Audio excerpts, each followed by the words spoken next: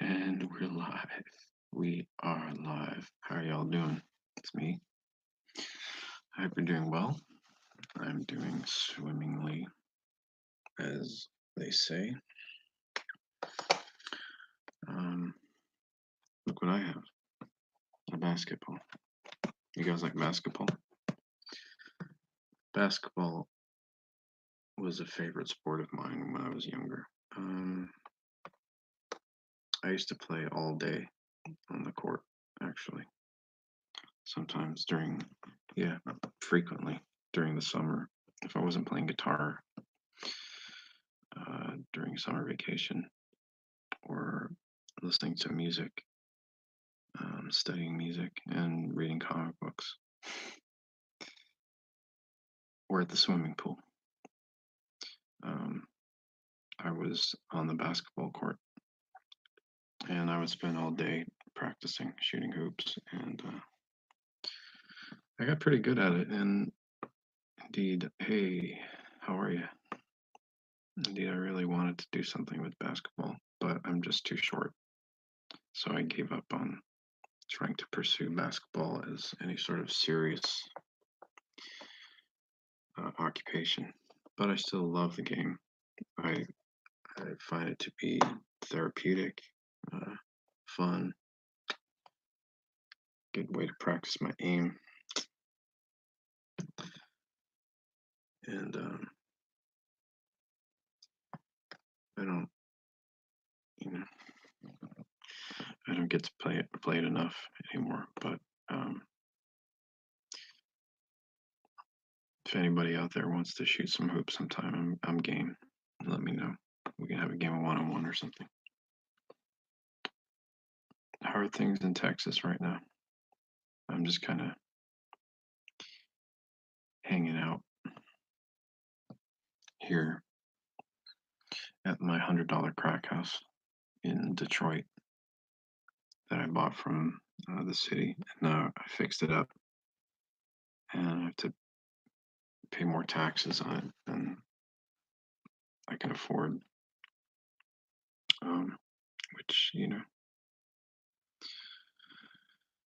which I guess is what I get for being a good citizen and taking care of our dilapidated city with my own money. You guys know I love Detroit, right? I mean, I really love Detroit. I gotta say, I mean, to me, Detroit is like the birthplace of so many things. Um, I love the city, and I just want to see it be a better place. Basically, I think it's an important historical location, not just in American history, but in world history. I mean, so many things started in Detroit. Like, I mean, what became the civil rights movement really got, got underway in Detroit. Let's put it that way. Yeah, of course the Motor City. Um, and after the civil rights movement, like punk rock, really started in Detroit. I think with the Grand Theater and the MC5 and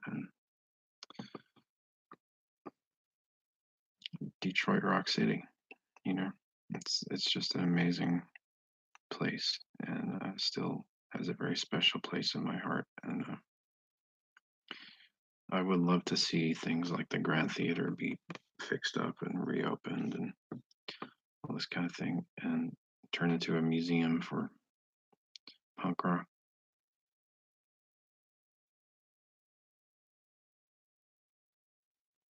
Yeah.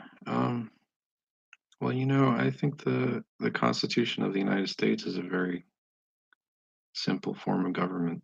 And, I don't think that anybody should really be opposed to it because I think it's a very effective form of government. And I think the more people try to undermine it uh, and work against it, I just think they're doing something negative. And they may not necessarily understand what it is that they're doing, but, you know, the Constitution works just fine. Leave it alone. Stop trying to tear it down.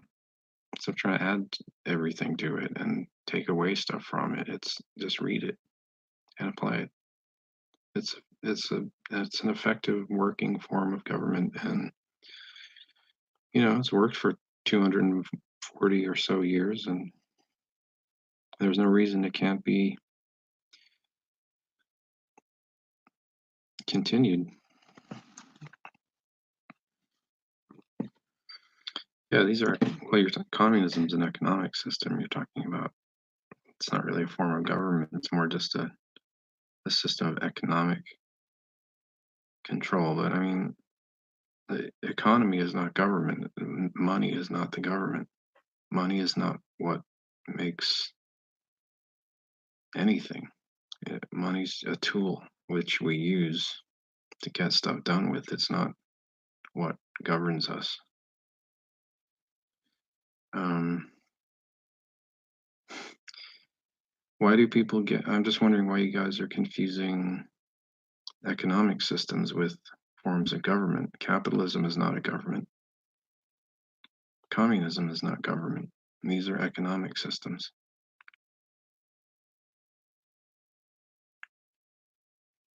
The UK doesn't have a constitution. It's a monarchy. I don't understand you guys. Um, anyway, you're talking about economics, you guys, and like the fact that saying that the UK has a constitution, which it doesn't, and people will say, "Oh, the Queen is just a figurehead," but no, the Queen actually has the final say in how the UK government and Commonwealth operate. So it is a monarchy. She's not just a figurehead or a head of state. She's actually the Queen. Um,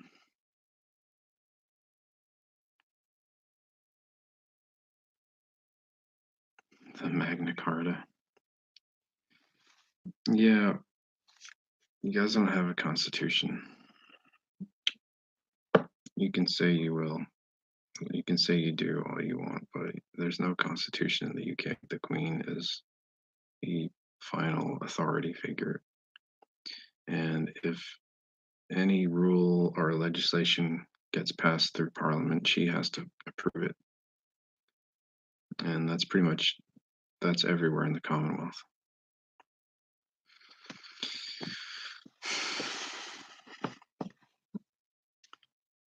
Her oath is fake.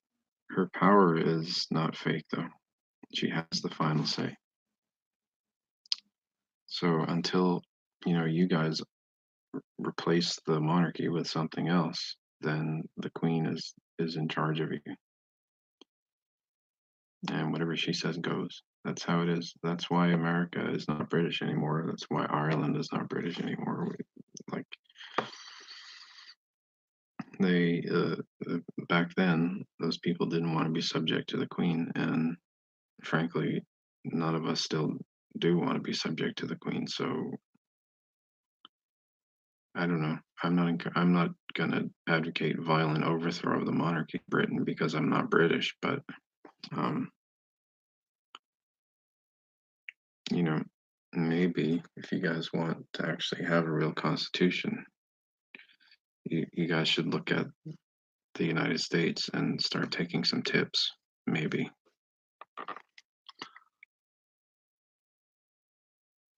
Yeah, the Constitution is the supreme law of the land, not the dollar or an economic system. Economic system is something that exists completely separate from our Constitution and our laws.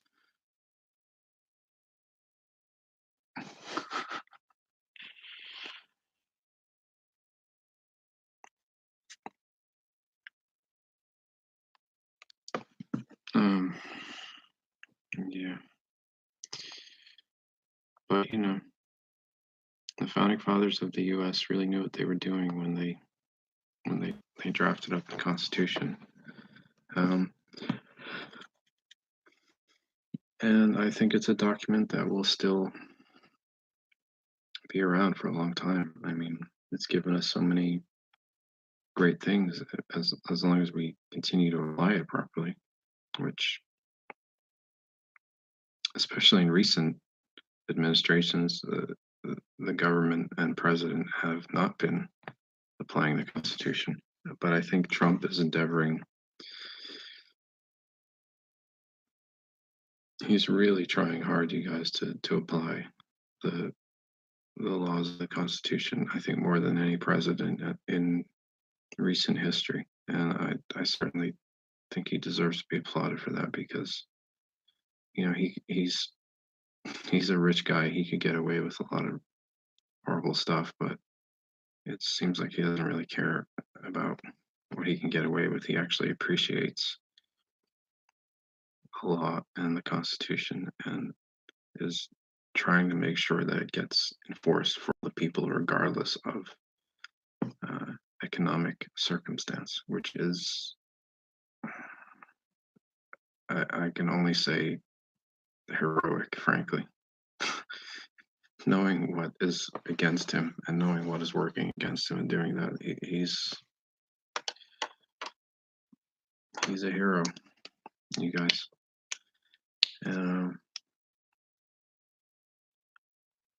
He's definitely sacrificing a lot on his of his personal. He's making a gigantic personal sacrifice to do what he's doing, and I certainly will continue to do that if you guys end up putting me in office after him. And I really will, because, like, I don't really have anything to lose, you guys, to be completely honest. At this point, I just don't. Like, I've already lost so much for standing up for the righteous principles in our Constitution, to the point of where I don't even know anymore. It's like, I just don't. I have nothing to lose and no reason not to stick with it. I've come this far. I've started, so I'll continue. No, I am not a Freemason. Some of my family were Freemasons, like previous generations. In fact, my mom's great grandfather was the founder of the Masonic organization in Ireland, actually, and he was also a diplomat in Washington and in Canada for on behalf of the British government in Ireland. So he's kind of an interesting guy. You guys could look him up. His name is William Chetwood Crawley. Pretty interesting guy. Seems like he did a lot of good things with his life. I mean, the Masonic organization did a lot of good stuff in previous times, in older times, and helped get things started with organizing countries and governments and local administrations and stuff. And no, the Freemasons aren't against anybody. I don't know why you think that, but if you really understand what the Masonic organization is about, it's basically it's an older traditional organization of Christian-oriented people who wanted to help establish more organization in society and set up things that actually worked and helped people and made sure the society actually worked. I don't believe that it's necessary to be a part of the Masonic organization to do good in the world. At this point, there are so many options, but I'm not against them, and I think they have done a lot of good. Everything's been infiltrated by bad people at this point, but you can't necessarily blame the organization or good people in it for what's it's an infiltration. So law classes. Not really looking into that right now. I'm just kind of trying to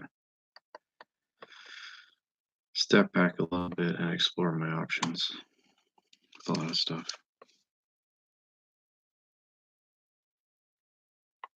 Yeah, terrorist. Pendragon, are you British? You're English, right? So, you know, I mean, I don't really care what you think about who or what is terrorist, frankly. Honestly, I mean, I think the British government is terrorist, so, you know, frequently. I mean, I'm not saying all the time, but like, um, I'm not saying I'm supporting the Muslim Brotherhood or the Fibian Society. I don't even know what that is, frankly, but, um, I think that British people and people connected to the British government too frequently label and try to get Americans to agree with them on stuff about what they perceive as terrorists. And I'm not really going to agree with you on necessarily any of that stuff. And, you know, I think the British government has been, frankly, one of the biggest terrorists in human history. So, and this is coming from a person whose ancestry is British. My family were in the British Army. Um, I think the British government and army have terrorized people consistently up until very recently. Probably still doing it now. So I don't know. I think it's important to look at yourself first before throwing labels at entire groups of people. So um, and I think America is really doing that right now.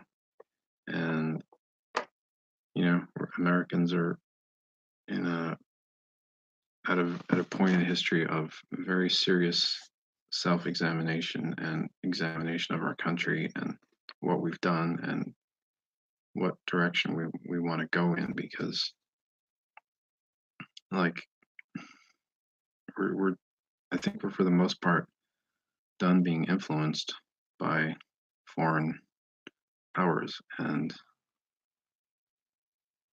that includes Britain.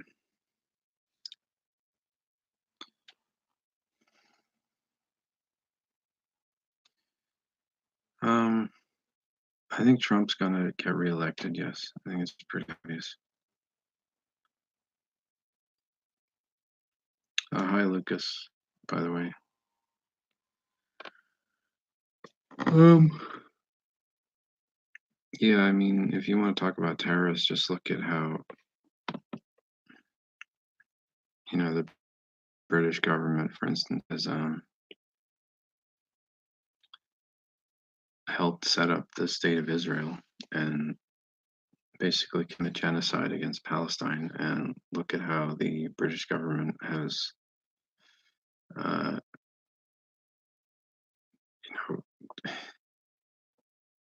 kind of terrorized, as far as I'm concerned, Ireland, which should be a free and independent sovereign state, but it still isn't because of British government involvement and gerrymandering in the north of Ireland.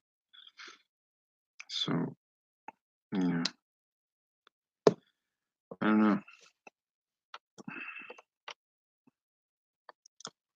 Um, Trump's not going to get assassinated. He's too closely protected. So don't worry about that. Good morning, Raja. I am not the president. Um,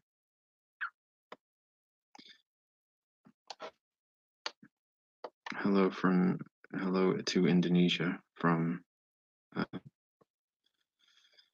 from Detroit right now. Although I'm from Boston, but I'm in Detroit.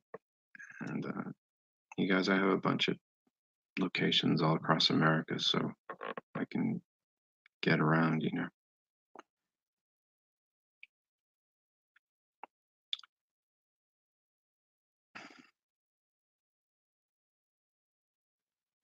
I don't know. Why don't you ask ISIS? I'm not. I don't know what ISIS is. Like what that came from. Um, I suppose that's possible, but I don't really know. You should ask them why they're called ISIS. Excuse me. Why are you guys called ISIS?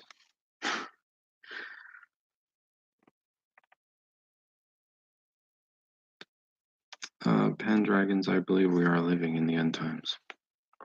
I mean, they've been here for a long time already. I think if you read the Bible, it's been probably well over 100 years now that we've been in the end times, if you really study the Bible. Um, Possibly longer if you really break it down, because some very serious stuff started happening in like 1812 that our history books tend to leave out or gloss over. So it seems like the end's been coming for a long time, at least in human terms. But yeah, these are the end times. Um, but you know, I'm just waiting till a lot of people start saying we have peace and security, because then the end will come, right? That's what the Bible says. As soon as they are saying peace and security, then the end will come, right? Well, you won't ever hear me saying that there's peace or security, because I know better. So I think I think if I end up being president, I'm going to have a very active involvement in bringing about the end, if you know what I'm saying. Theresa May's father was a serial killer. Yeah, that wouldn't surprise me. I don't know. But, you know.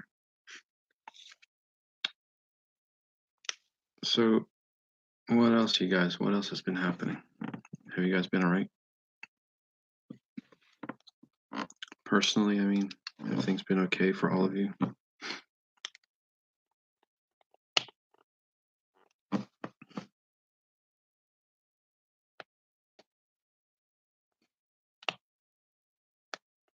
Everything is going according to plan, I think, for me. And I think by 2024, we'll be well on track to uh, making this happen, you guys. So bring it on, you know. And until then, it's just me and you, and we're we're building a movement here to get the word out about what we're trying to accomplish, which is ultimately to declassify, disclose our advanced technology, and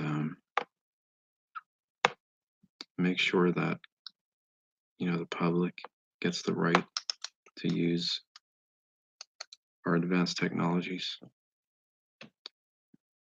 as long as they're being used for good, and as long as it's safe for us to do that. There's no reason we shouldn't.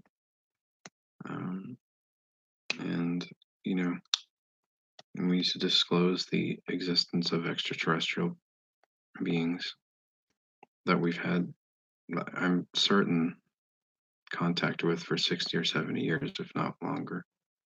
Um, we need to do a whole bunch of other stuff, and you guys know what that is. And I've been talking about this stuff for well over a year now, and publicly online.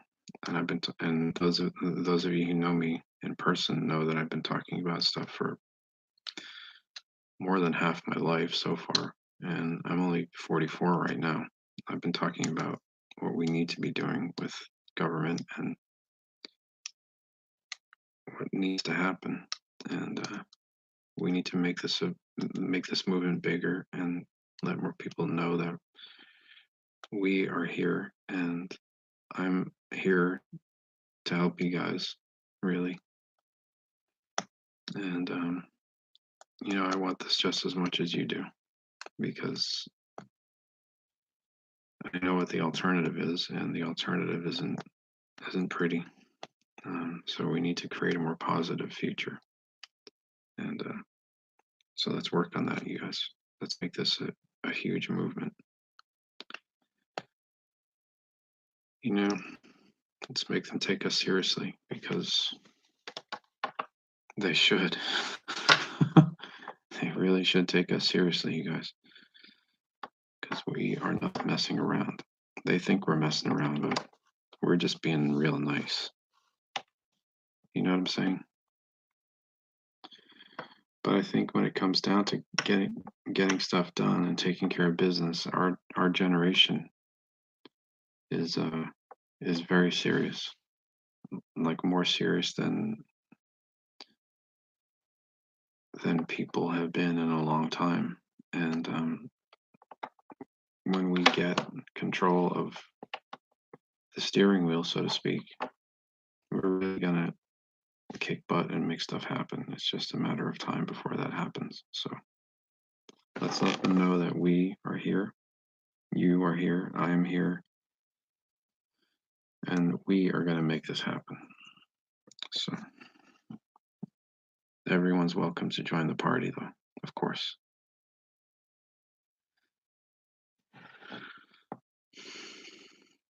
Yep. Yep. Ways of getting past disagreement. We have plenty of those. It's just, respecting each other and understanding that our differences are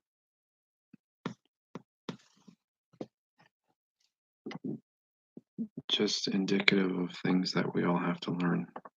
And that's what makes this world great, is that there is, a lot to learn. Nobody knows everything. Nobody has all the answers, but together we can find at least some of the answers and implement some of the solutions, hopefully, if we're willing to work together and work hard and not be at each other's throats, and respect each other. That's really what it comes down to.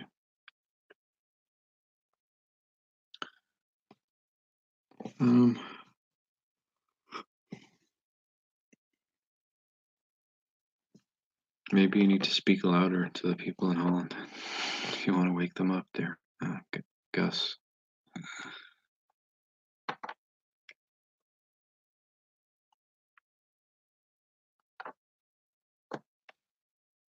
Mm-hmm.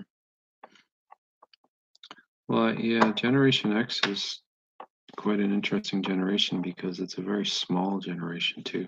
I'm kind of I'm kind of at the tail end of it. I'm like one of the last ones maybe to be born, and then subsequently I'm like one of the first millennials. So I'm like an old millennial and a young Gen Xer at the same time. I'm like right in the middle, like where they kind of. So some days I'm like a millennial, and some days I'm like a Gen Xer. It's really weird. I can see both, and I think there's a lot in common, frankly. I think the millennials need to kind of wake up a bit and realize that the Gen X kids are, you know, more like them than they realize, and vice versa. And we're all basically in the same boat, and like the Gen X crowd are basically like our older brothers and sisters, or aunts and uncles, even if we want to look at it that way. And they want to help us. They want to make things better, but we need to respect their experience on things and understand that they've been around the block a bit more, and they probably, because of being a smaller generation, with smaller numbers to band together, been through a lot more difficulty and alienation, I guess, with the world around them. But I respect that and I appreciate that for sure. I'm not claiming to be some kind of authority, you know. Uh, I think that they, the older ones of the X generation, are probably capable of speaking more authoritatively on a lot of matters because they experienced it more so. Um, so, you know, you guys are welcome. I mean, I'm not trying to be an authority figure. I'm here to take input and learn and just offering to help. And that's really all it comes down to. I'm not trying to, like, you know, I want things to work for everybody, basically. And I think that's a good approach. And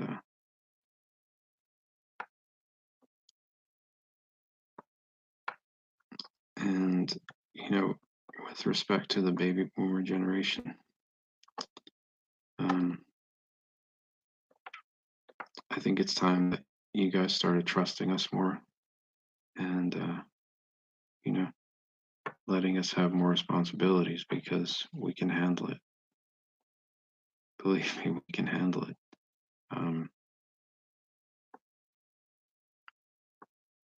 Way more than you realize.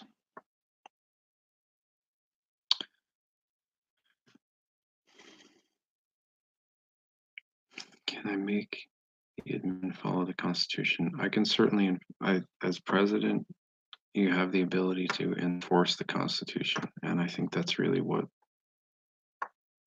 president should be doing is enforcing the Constitution.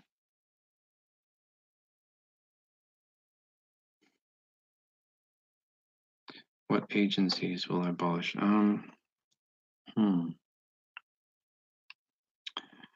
I don't know.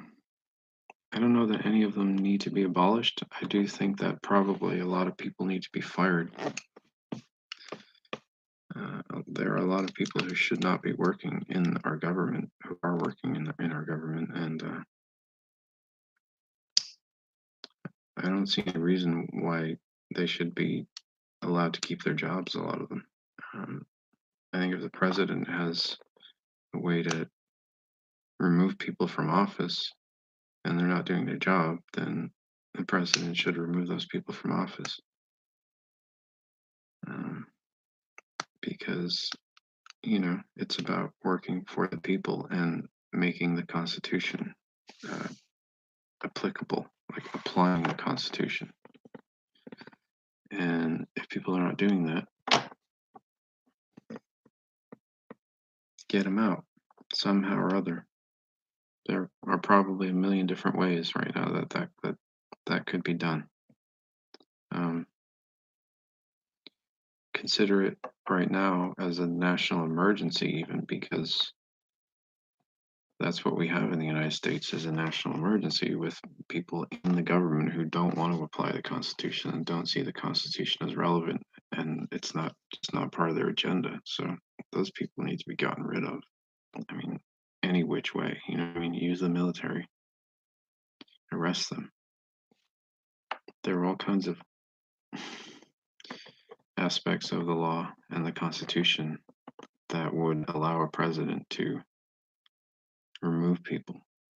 And I hope that's what Trump does. If he doesn't finish the job, I certainly will do everything I possibly can to finish the job.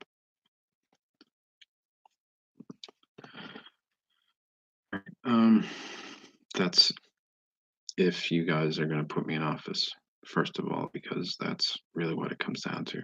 I can't assume that I'm going to be elected. I mean, maybe these things are changeable. I don't know. Um, I do believe that I have been involved in time travel and have seen the inevitable outcome, but I'm not going to assume that those things aren't changeable.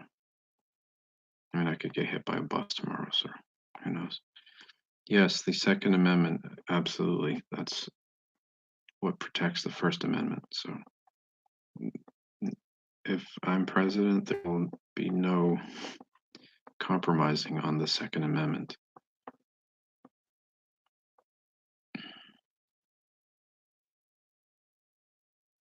So yes, absolutely.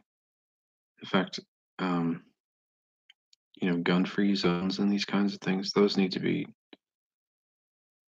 gotten rid of. Uh,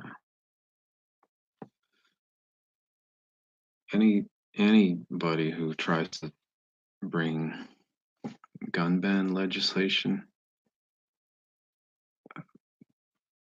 those people, you know, they should be looked at very seriously as potential domestic threats. Hmm.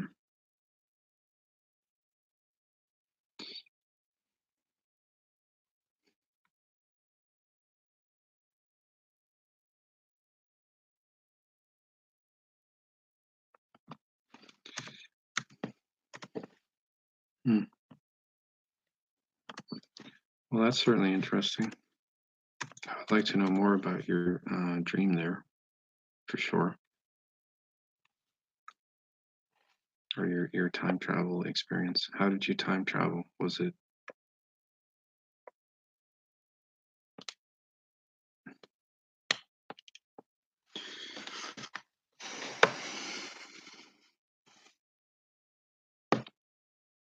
You guys realize that I'm saying that we have access to actual time travel technology, like extraterrestrial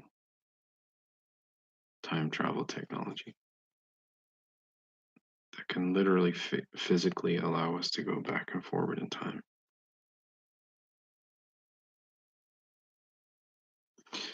Okay, I'm going to leave you guys with that thought then. It's been 37 minutes I've been on here, and we do. And they're keeping it under wraps, so no more of that. Hmm. Well, send me an email. I'd like to know more about that. And I'm still on Twitter. Feel free to follow me on Twitter. And I just made a new Facebook account. If you guys want to add me on Facebook again, I got back on there. Um, just, search in Michael Macintosh, Michael James Macintosh from Boston, Massachusetts. Went to Stoneham High School. You'll see my picture on there. And if you guys want to chat individually, I'd be happy to do that on Facebook as well. So hopefully you guys will do that maybe, and we'll talk soon. Okay. Live long and prosper.